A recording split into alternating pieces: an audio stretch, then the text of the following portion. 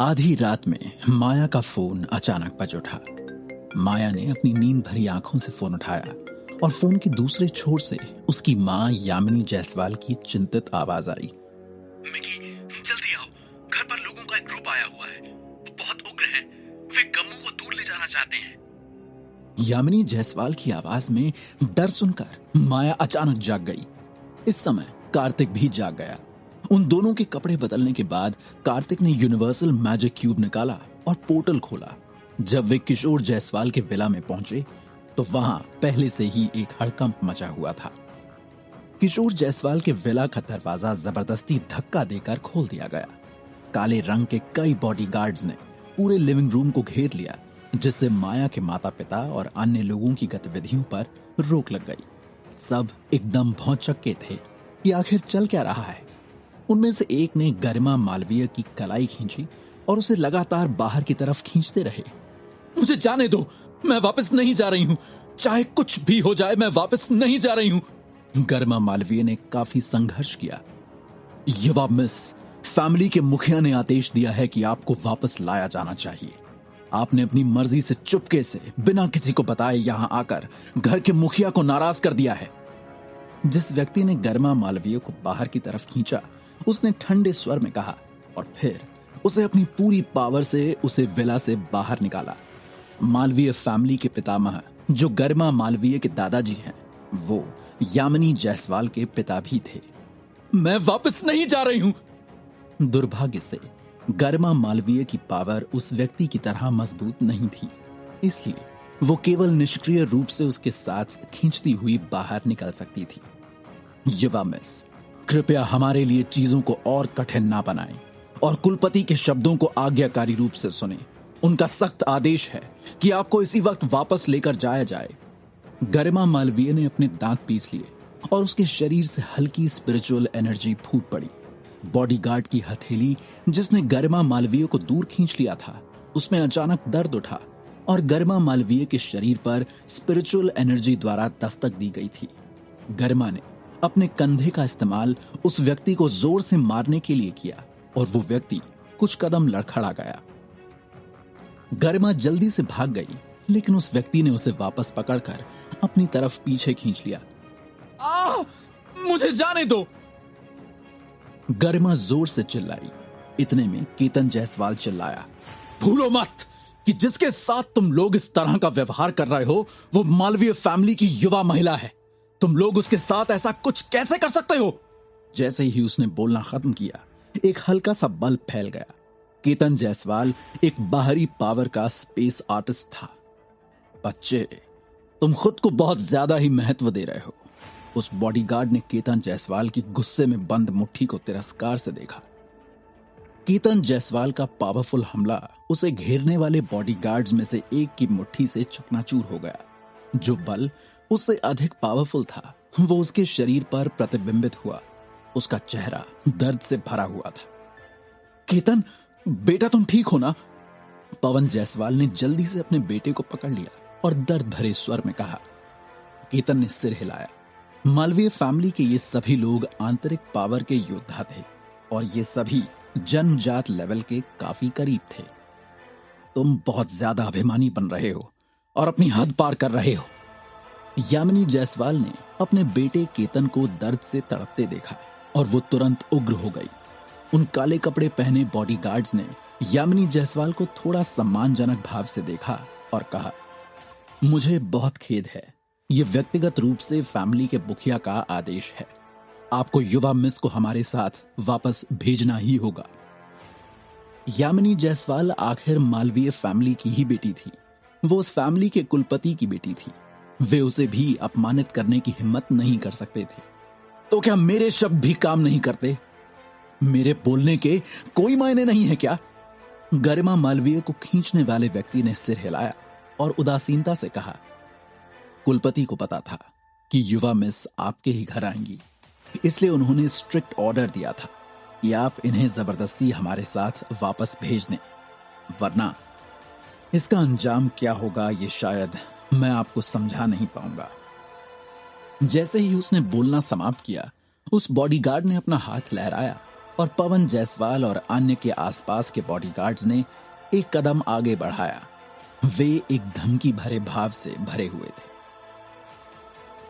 इन लोगों ने कुछ नहीं किया है। बुआ और बाकियों के लिए मुश्किल मत बढ़ाओ, समझे? मैं तुम्हारे साथ वापस चलूंगी। पीछे हटो अब सारे। गरिमा मालवीय की आवाज ने भीख मांगते हुए कहा। बॉडीगार्ड्स के नेता ने सिर हिलाया और गरिमा को बाहर खींच लिया। यामिनी जायसवाल और अन्य लोगों के लिए वे अभी भी घिरे हुए थे। इतने में एक तेज आवाज सुनाई दी। तभी दरवाजे के बाहर एक आकृति उड़ती हुई आई और जोर से जमीन पर धाम से उतर गई। उस आकृति के आने से जो पावर का सैलाब वहां आया, उससे एक आदमी उड़ते हुए जमीन पर जा गिरा। वहां मौजूद सारे बॉडीगार्ड चौंक गए, क्योंकि जमीन पर गिरा हुआ वो व्यक्ति उनका नेता था। सभी ने आश्चर्य से दरवाजे की ओर देखा और कार्तिक को हड़बड़ी में उनकी ओर आते देखा। माया भयभीत गरिमा को अपने साथ ले गई और कार्तिक के पीछे पीछे चल दी। तुम कौन हो? बॉडीगार्ड्स का नेता उदास चेहरे के साथ जमीन से उठ खड़ा हुआ। जायसवाल फैमिली के पास ऐसा स्पेशलिस्ट कब से था और कैसे? कार्तिक ने लिविंग रूम में बॉडीगार्ड की ओर देखा और उसकी आंखों में एक ठंडी रोशनी चमक रही थी। कोई भी व्यक्ति जिसे कार्तिक ने देखा था अवचेतन रूप से कांप जाएगा। यह ऐसा था जैसे कोई शातिर जानवर उन्हें घूर रहा हो और वो खतरे से भर गया हो। कार्तिक?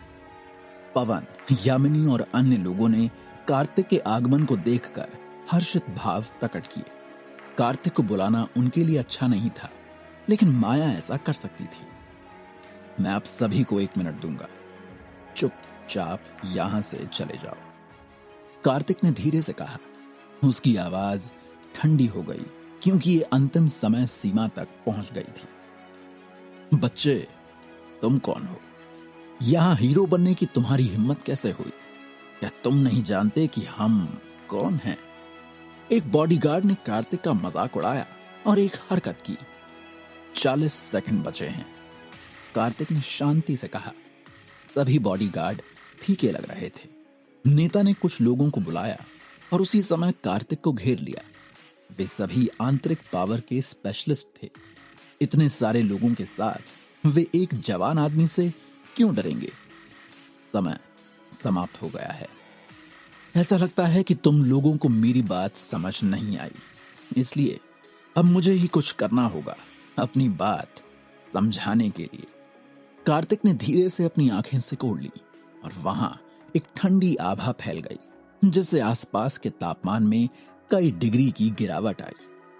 हाँ, उसी समय कुछ बॉडीगार्ड्स ने कार्तिक पर हमला किया, लेकिन इससे पहले कि उनके हमले कार्तिक के शरीर को छूते, उन्हें अपने आप में सुनामी की तरह दर्द की लहर महसूस हुई।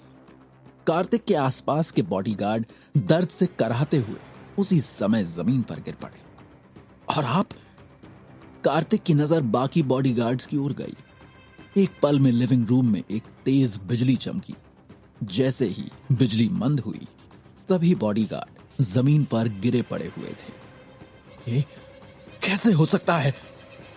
बॉडीगार्ड्स के नेता ने अपने अधीनस्थों को अविश्वास में देखा, जो जमीन पर गिर गए थे। उसने डर से भरी आंखों से कार्तिक को देखा। गरिमा मालवीय का मुंह खुला हुआ था, क्योंकि उसने अपने ही स्पेस आर्टिस्ट को कार्तिक द्वारा पीटे जाते हुए देखा था। उसकी आंखें गहरे सदमे और अविश्वास से भरी थीं। एक लंबे समय के बाद गरिमा मालवीय ने गर्वित कार्तिक को देखा और अपनी खूबसूरत आंखों से कहा, जो असाधारण वैभव से भरी थी, जीजा जी तो बहुत पावरफुल हैं। गरिमा मालवीय ने कभी नहीं सोचा था कि उसके मालवीय फैमिली के योद्धा और बॉडीगार्ड कार्तिक से इतनी आसानी से हार जाएंगे। पलक झपकते ही उसका बिंदास अंदाज ढीली रेत के ढेर में बदल गया था। मालवीय फैमिली द्वारा प्रशिक्षित बॉडीगार्ड पूरी आंतरिक पावर वाले योद्धा थे। धर्मनिरपेक्ष दुनिया में उनमें से हर एक को एक स्पेशलिस्ट माना जा सकता है, लेकिन कार्तिक के सामने वो उन बच्चों की तरह थे जो एक झटका भी नहीं झेल सकते थे। कार्तिक के एक ही वार ने उन्हें ऐसे ढेर कर दिया था जैसे उन्होंने कभी स्पेस आर्ट सीखा ही ना हो। माया दी, जीजा जी तो वाकई कमाल हैं। गरिमा मालवीय ने उत्साह से माया को गले लगाया और खुशी मनाई। उसे याद आया कि कार्तिक के बारे में जायसवाल फैमिली की धारणा ये नहीं थी कि वो एक जिगलो, दामाद और कचरे का टुकड़ा था। वो इतना पावरफुल कैसे हो सकता है? हालांकि जब उसने कार्तिक को देखा तो वो मुस्कुरा रही थी। उसने उस पर ज्यादा ध्यान नहीं दिया क्योंकि जायसवाल फैमिली की जानकारी प्राथमिकता थी। उसने सोचा कि कार्तिक अब भी पहले की तरह ही कचरा है। हालांकि इस लड़ाई के बाद वो ये सोचने पर मजबूर हो गई कि ये इंसान कचरा कैसे हो सकता है। यदि कार्तिक कचरा होता तो मालवीय फैमिली द्वारा विकसित आंतरिक पावर योद्धा इस तरह जमीन पर कचरे के ढेर की तरह पड़े ना होते। माया ने मधुरता से मुस्कुराते हुए कहा, कार्तिक बहुत पावरफुल है और ये लोग केवल आंतरिक पावर के योद्धा हैं, उल्लेख के लायक ही नहीं हैं। उन बॉडीगार्ड्स के प्रति माया के तिरस्कार ने गरिमा मालवीय को आश्चर्यचकित कर दिया। उसने चुपचाप पूछा, वैसे दी, आपके मेरिडियन भी तो डैमेज हो गए थे, है ना? माया ने सिर हिलाया और गर्व से कहा, कार्तिक ने मेरे मेरिडियंस को पूरी तरह ठीक कर दिया है। अब मेरी पावर पहले से भी ज्यादा मजबूत हो गई है। गरिमा ने अपनी आंखें हैरत में चौड़ी की। कार्तिक उसकी मध्याह्न रेखा की चोटों को ठीक करने में सक्षम था। वो वाकई कमाल था। तो आपका वर्तमान कल्टीवेशन का आधार क्या है? गेस करो। माया ने जानबूझकर ऐसा नहीं कहा। फाउंडेशन की पूर्णता नागपुर में भी एक दुर्लभ स्तर था। माया और कार्तिक की परफेक्शन ऑफ फाउंडेशन को धर्मनिरपेक्ष दुनिया का स्पेशलिस्ट माना जाता था। मुंबई सिटी और लायन ग्रुप के अलावा ऐसा अस्तित्व खोजना बहुत मुश्किल था। गरिमा मालवीय ने माया के छिपने पर अपनी आंखें घुमाई। वो कुछ असहाय महसूस कर रही थी। ये इतना रहस्यमय क्यों था? क्या गरिमा कार्तिक से जुड़े सारे राज जानने में सफल हो पाएगी या कार्तिक ने बॉडीगार्ड्स को चोट पहुंचाकर मालवीय फैमिली के रूप में एक नया दुश्मन खड़ा कर लिया है?